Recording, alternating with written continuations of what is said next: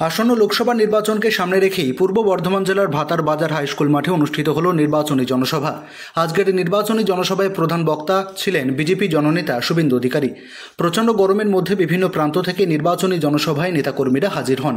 আগামী 13 মে অনুষ্ঠিত হবে বর্ধমান দুর্গাপুরের লোকসভা নির্বাচন। বর্ধমান দুর্গাপুর লোকসভা কেন্দ্রের বিজেপি প্রার্থী দিলীপ ঘোষকে জয়লাভ করার আশা রেখে এই নির্বাচনী জনসভা অনুষ্ঠিত হল। বিরোধী দলনেতা শুভেন্দু অধিকারীর এই সভাকে ঘিরে উৎসাহ বিজেপির শাখা সংগঠন সহ সকল কর্মীবৃন্দদের মধ্যে।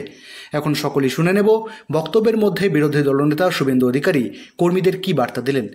সব খবর সবার আগে মানুষের সাথে মানুষের পাশে। পূর্ব বর্ধমানের ভাতার থেকে ফাইজুল শেখের রিপোর্ট, MBS নিউজ।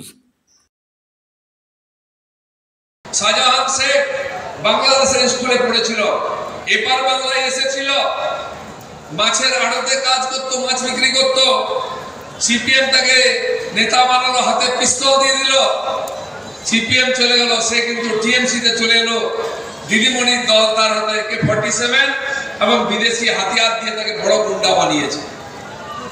সে মাছ ওজন করতো আড়তে, সে বাংলাদেশ থেকে এসছে মাঝখানে ক বছর আগে। সে এখানকার নেতা, রাজা হয়ে গেছে, কারণ যেখানে থাকতো তার রাজত্ব নদী পার হয়ে যেতে হয়।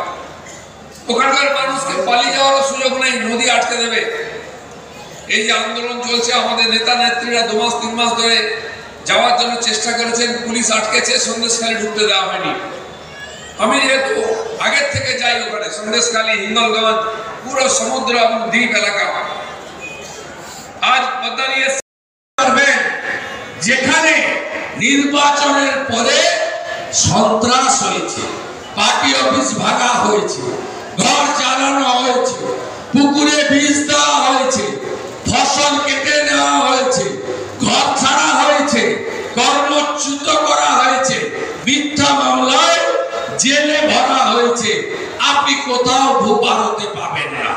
কয়েক মাস আগে ছত্তিশগড়ে, মধ্যপ্রদেশে, রাজস্থানে, তেলেঙ্গানাতে, মিজোরামে নির্বাচন হয়েছে। নির্বাচনে বিজেপি জিতেছে 3টি রাজ্যে। কোথাও বিআরএস হেরেছে, কিন্তু কোথাও একটাও সন্ত্রাস পাবেন না। আমাদের নেতা আয়রন ম্যান কেন্দ্রীয় স্বরাষ্ট্রমন্ত্রী অমিত শাহজি, তিনি দুর্গাপুরে বিরাট মাপের সভা করে গেছেন। এবং আপনারা জানেন যে এই নির্বাচনে মাননীয় দিলীপ ঘোষ মহোদয়কে জেতানো মানে নরেন্দ্র মোদীজিকে তৃতীয়বারের জন্য প্রধানমন্ত্রী করা। তার সভাগুলিতে লোক হয় না, 2000 লোক হলে 6000 পুলিশ থাকে। তিনি অনুমানের মতো আচরণ করছেন।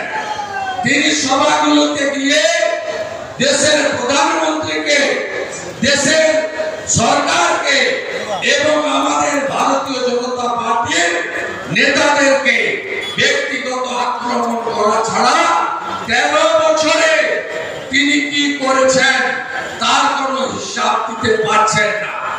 অন্যদিকে তাকিয়ে যদি দেখেন, প্রত্যেকটা কর্মসূচি দিল্লির সরকারে, তার সুফল আপনারা পাচ্ছেন না। উল্টো দিকে স্টিকার লাগিয়ে নামের পরিবর্তন করা হচ্ছে।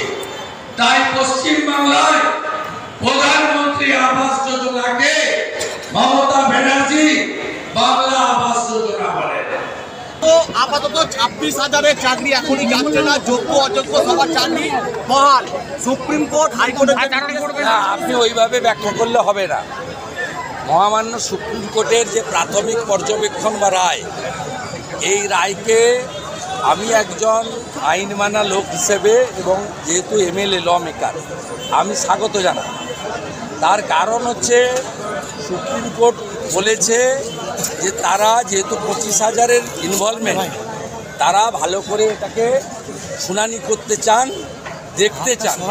এবং আমার মনে হয়েছে সুপ্রিম কোর্টের মহামান্য প্রধান বিচারপতির বেঞ্চ, তার মানসিকতাটা হচ্ছে যোগ্য এবং অযোগ্যদের আলাদা করা।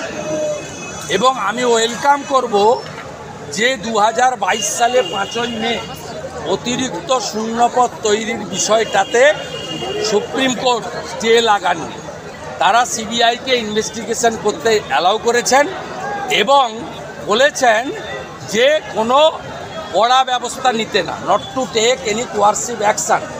তার মানে সুপ্রিম কোর্টও জানতে চায় যে 2022-এর 5ই মে চোর মমতার নেতৃত্বে তার মন্ত্রিসভা চোরেদের চাকরিকে রেগুলারাইজ করার জন্য যে ক্যাবিনেট মিটিং করেছিল তার সত্যতা, যেটা সিবিআই ইনভেস্টিগেশন হবে। আমরা জানি ওয়ান ফাইন মর্নিং মাফলার গেছে, হাওয়াই চটিও যাবে, উই নো ইট। গোটা বর্তমানে বাহিনী গুন্ডাদের ঘরে ঢুকিয়ে দিয়েছে আধা সামরিক বাহিনী। আমরা সকাল থেকে যেখানে যেখানে বুথ নাম্বার দিয়ে বলেছি সেখানে ডান্ডার বাড়ি খেয়েছে এবং আগামী নির্বাচনগুলোতে আরও বেশি করে গুন্ডারা সাবধান থাকুন, মানবাধিকারী খোকন দাসেরা সাবধান থাকুন। গুন্ডামি এবারে হবে না, নিজের ভোট নিজে দেবে, মানুষ গণতান্ত্রিক অধিকার প্রয়োগ করবে।